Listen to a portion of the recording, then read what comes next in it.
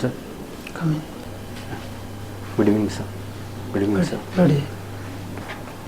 अपने बारे Thank में you. कुछ बताइए।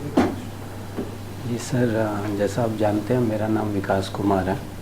मैंने अपनी क्लास 10 तक की पढ़ाई पटना और उसके बाद भी 12 तक की पढ़ाई पटना में की।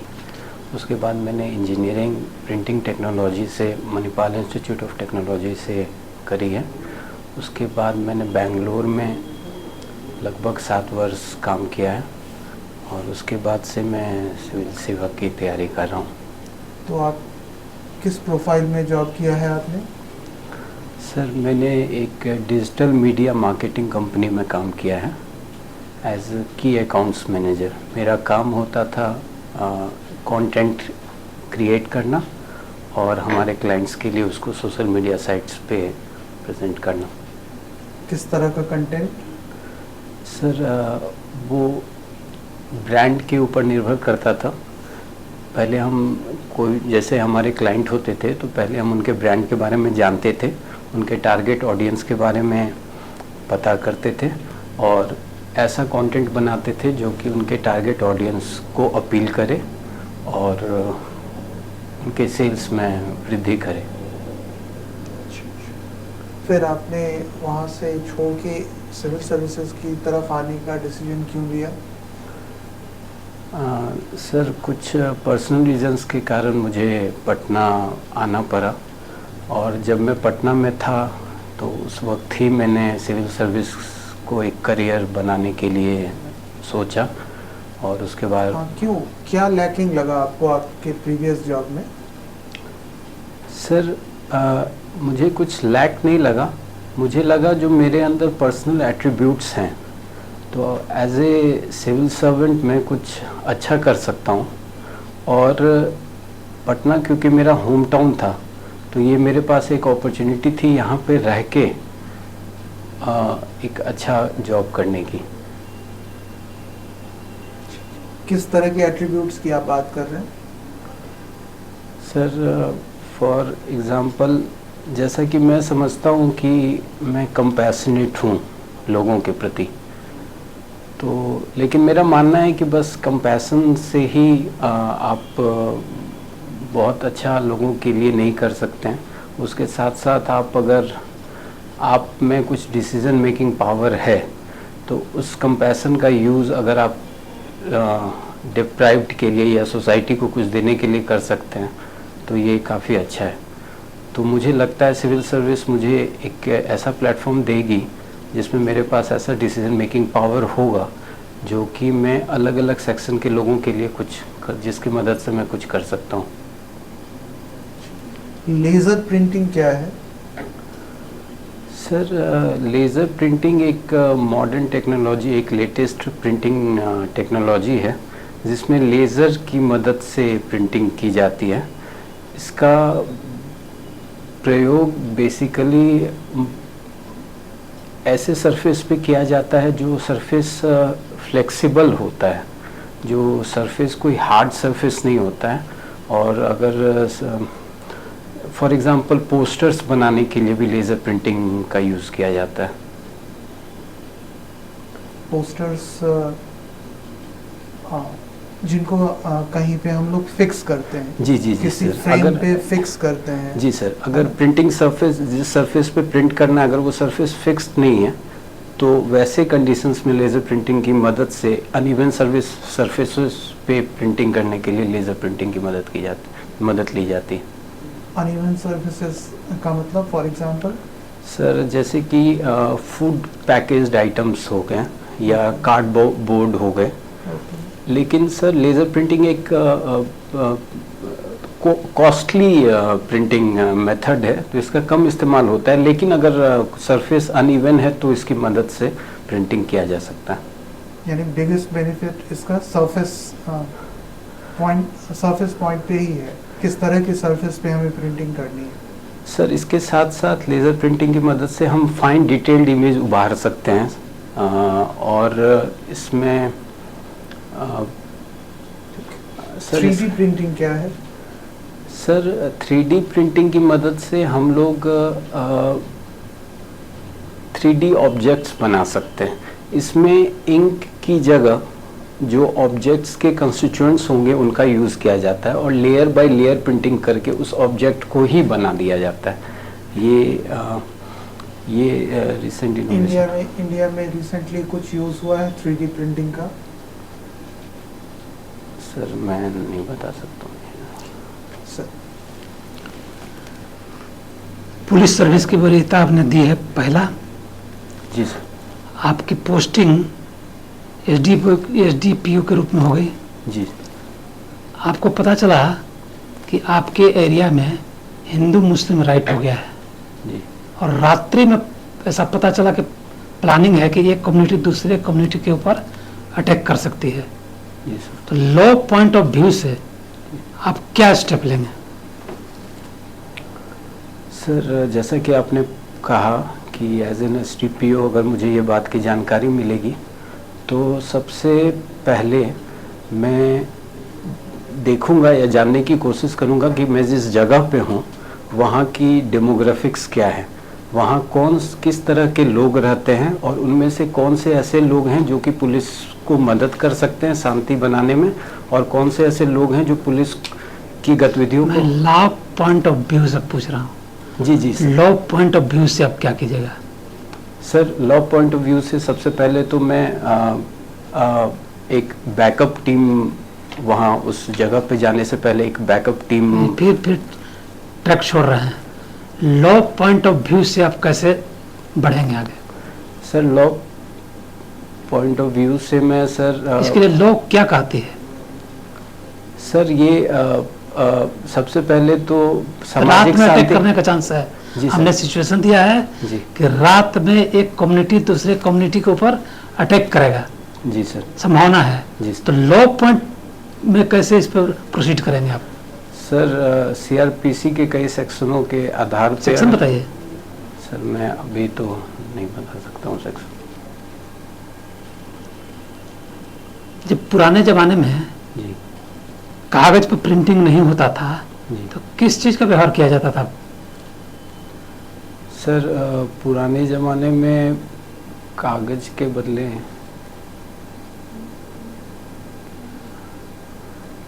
सर पत्तों पे छाप की मदद से प्रिंटिंग की जाती थी। मतलब मैं पहला छापखाना कहाँ बना था? सर पहला प्रिंटिंग प्रेस तो जर्मनी में गुटेनबर्ग द्वारा बनाया गया था। आप पटना में रहते हैं। जी। गंगा नदी बिहार को कितने भागों में बांटती है? 2 भागों में बांटती है सर। गंगा नदी पर बिहार में कौन कौन सा पुल बनाया गया है और उसका नाम क्या है? गंगा नदी पे जो पुल बनाया गया है वो महात्मा गांधी सेतु पुल है ना, प्लेस का भी नाम बताइए। जी। पटना में महात्मा गांधी सेतु पुल बना है और सर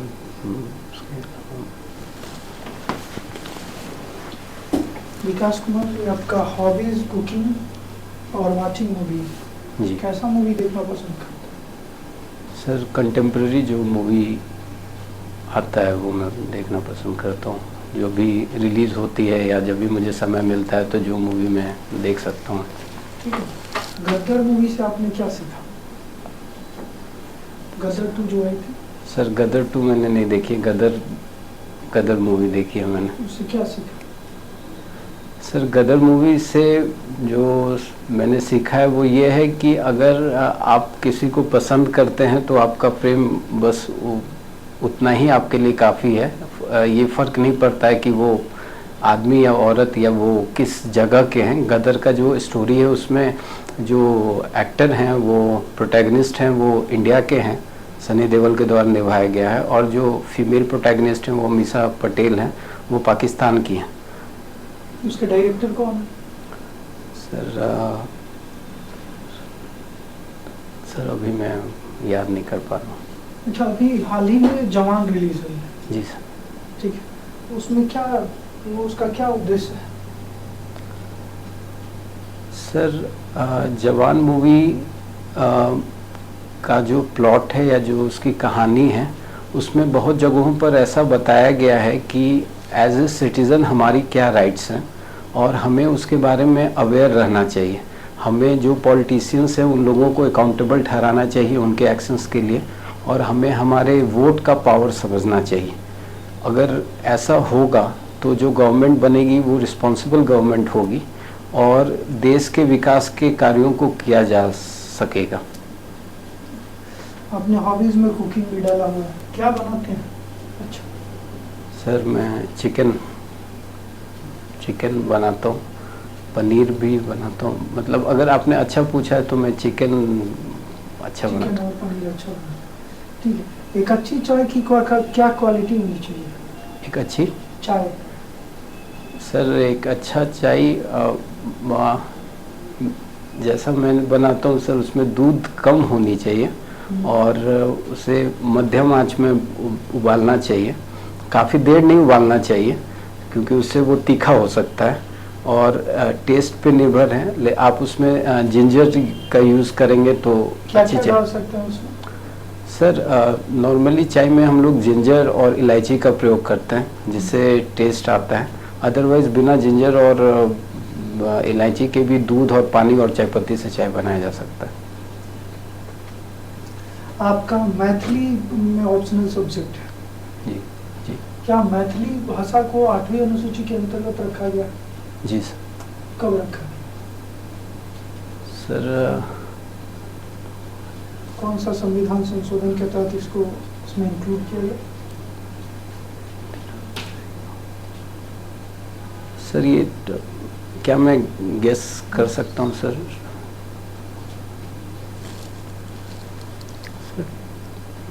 2003 में बोडो, डोगरी, मैथिली और संथाली को रखा गया है, लेकिन मैं ईयर नहीं याद कर पा रहा हूँ।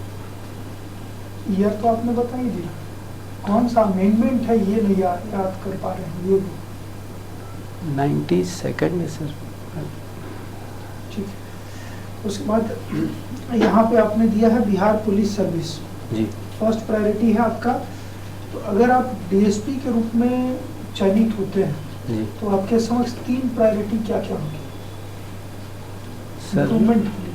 जी हाँ सर, मैं समझता हूँ अगर मेरा चयन डीएसपी के रूप में होता है तो मैं जो 3 चेंजेस करने का प्रयास करूँगा वो है सबसे पहले जो रिसेंट एडवांसमेंट, टेक्नोलॉजिकल एडवांसमेंट है उसकी उचित ट्रेनिंग जो हमारे पुलिस स्टाफ के लोग हैं उन लोगों के लिए मैं करवा सकूं। उसके अलावा एक बेटर इंफ्रास्ट्रक्चर इस्टेब्लिश करने में मैं अपनी भूमिका, अपना योगदान देना चाहूँगा।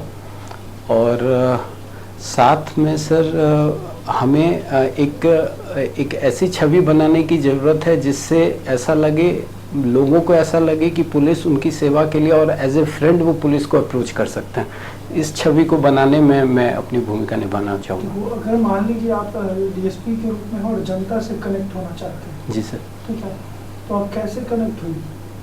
कनेक्ट होने का माध्यम क्या होगा आपका और कैसे सहज रूप से कनेक्ट कर पाइएगा? सर मुझे लगता है कि लोग पहले ही समझते हैं कि उनकी समस्या हल हो सकती है तभी जब हम उनकी बात अच्छे से सुनेंगे। ये सबसे पहला प्रयास मैं करूँगा कि लोगों की बात अच्छे से सुना जाए और उनका उचित महत्व जो है उनको दिया जाए। इससे लोगों को ऐसी भावना आए जो उनका भी सम्मान किया जा रहा है। और साथ साथ में सर बहुत जगह ऐसा पाया गया है कि विमेन स्टाफ, जो विमेन पुलिस फोर्स में जो महिलाएं हैं, अगर वो पुलिस फोर्स का चेहरा बन सके तो लोगों को एक सहजता महसूस होगी पुलिस स्टेशन आने में या पुलिस स्टाफ के साथ बात करने में। क्या बिहार के लिए रिवर्स माइग्रेशन समस्या है? सर अभी फिलहाल रिवर्स माइग्रेशन समस्या तो नहीं, लेकिन एक चुनौती जरूर है बिहार के लिए। और अगर इस चुनौती का हम लोग सही इस्तेमाल करते हैं तो ये बहुत बिहार के लिए बहुत अच्छा भी साबित हो सकता है। क्या चुनौती है? सर सबसे पहली चुनौती ये है कि जो लोग वापस लौट रहे हैं बिहार, उन लोगों के लिए एक उद्यम के लिए अपॉर्चुनिटी बनाना, एक उन लोगों के लिए बिजनेस के लिए अपॉर्चुनिटी बनाना, उन लोगों के लिए स्किल डेवलप करना और उनके अकॉर्डिंग ही उन लोगों के लिए जॉब्स अपॉर्चुनिटीज़ क्रिएट करना, ये सबसे बड़ी अपॉर्चुनिटीज़ है। लेकिन सर अगर हम इन इशूज़ को एड्रेस कर सकते हैं तो ये बिहार के लिए एक बहुत बड़ा वरदान भी साबित हो सकता है। ओके। ठीक है, आपका अच्छा बैकग्राउंड है, आपने जॉब भी किया हुआ है, ये सारे आपके लिए पॉजिटिव हैं। लेकिन इंटरव्यू के पॉइंट ऑफ व्यू से कुछ चीज़ें लैकिंग है ना। लैकिंग है, सबसे पहले आप अभी भी जिस तरह से बैठे हुए हैं वो प्रॉपर नहीं है। हैंड पोजीशन आपका वैसा नहीं, वो थाइस के ऊपर इस तरह से होगा। बैठने में भी आप और पीछे जाएंगे, ठीक है, और स्ट्रेट बैठेंगे, लीन करता हुआ नहीं है। हाँ, ये सही है, इस पोजीशन में आपको बैठना है।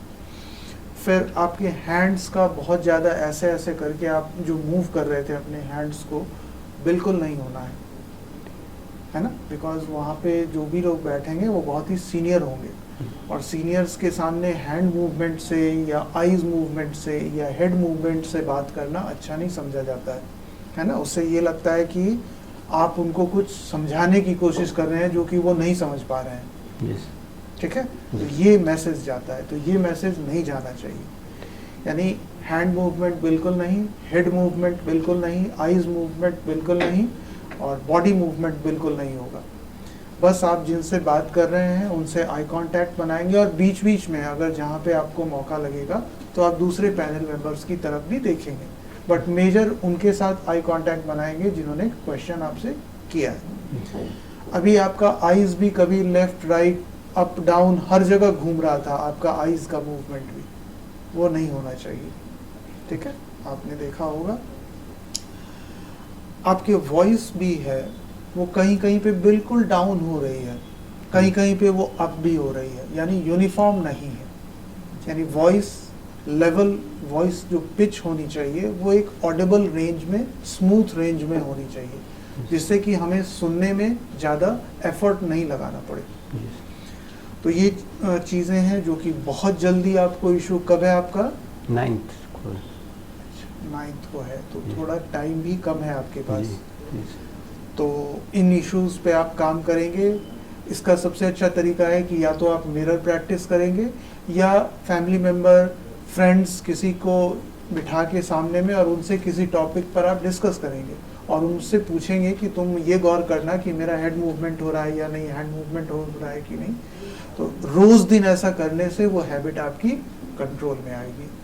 और फिर नॉलेज में प्रिंटिंग वगैरह का नॉलेज तो है आपके पास, तो जो भी आपने लिखा है, printing, technology, Maithili optionals, cooking, movies और प्लस करंट अफेयर्स, और फिर पुलिस से रिलेटेड जो कुछ क्वेश्चंस हुए, उन सब पे आपको और वर्क भी करना है। बट मेजर है कि जो आपका प्रेजेंटेशन वाला पार्ट है, इवन ड्रेसिंग जो आपने की है, इस तरह की ड्रेसिंग नहीं होती है, फॉर्मल ड्रेसिंग होगी जो ऑफिस में जिस तरह से चलती है वैसा।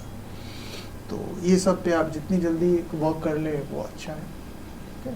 ठीक है सर। पुलिस सर्विस के लिए जो ग्राउंड सिचुएशन आपको दिया गया जी, उसको हैंडल करने में बिल्कुल नाकाम रहे।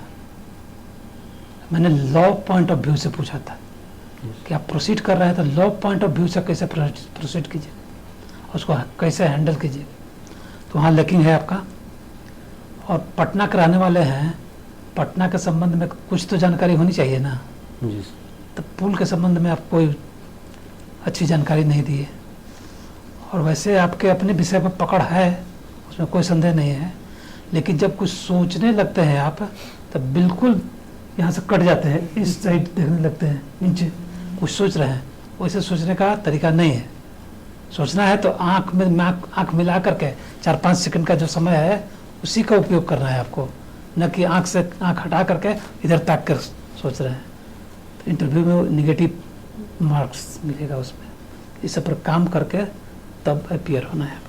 ठीक है। ठीक है, जैसे सर लोगों ने बोला उस पर काम करिए। ठीक है, और थोड़ा सा करंट को बेहतर करें, जी बेसिक कंसेप्ट को जाएं। ठीक है सर, मुझे सीआरपीसी के सेक्शंस को याद करना ये बहुत कॉमन है, 144 लगा देना, सर लेकिन वो तो हाँ, वो तो रात में पता चला है कि अटैक करेगा तो मॉब अटैक करेगा ना, एक आदमी तो नहीं अटैक करेगा। तो पहले से 144 के अंदर में वहाँ एरिया में लगाए रहिएगा, तब ना निकलने में हिचकिचाएगा कि जाएंगे तो अरेस्ट हो जाएंगे।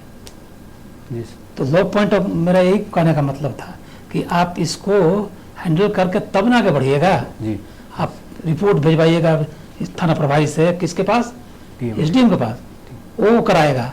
आपको तो वहाँ सिचुएशन ग्राउंड पर लागू करना है, लेकिन अथॉरिटी तो लाना होगा ना आपको, तो उसको ला करके तब इसमें बढ़ना है आगे। सर एक क्वेश्चन मेरा ये है कि मैं आई कांटेक्ट नहीं बना पाता हूँ सर। जैसे कि मैं बात करने में इन्वॉल्व जब हो जाता हूँ तो मैं, जैसे अभी हुआ, मैं भूल ही गया कि आप लोग के साथ भी आई यही ना मैंने कांटेक्ट बोला कि आप मिरर प्रैक्टिस करेंगे या किसी फैमिली मेंबर, किसी फ्रेंड, उनको सामने में बिठा के, और जो भी इश्यूज यहाँ पे आपको हमने बताए हैं वो उनको देखें, बोलेंगे कि आप देखो ऐसा मेरा हो रहा है या कंट्रोल हुआ है क्या है, तभी ये चीज़ें आपके कंट्रोल में आएगी। ठीक है, Yes. All the best. Thank you.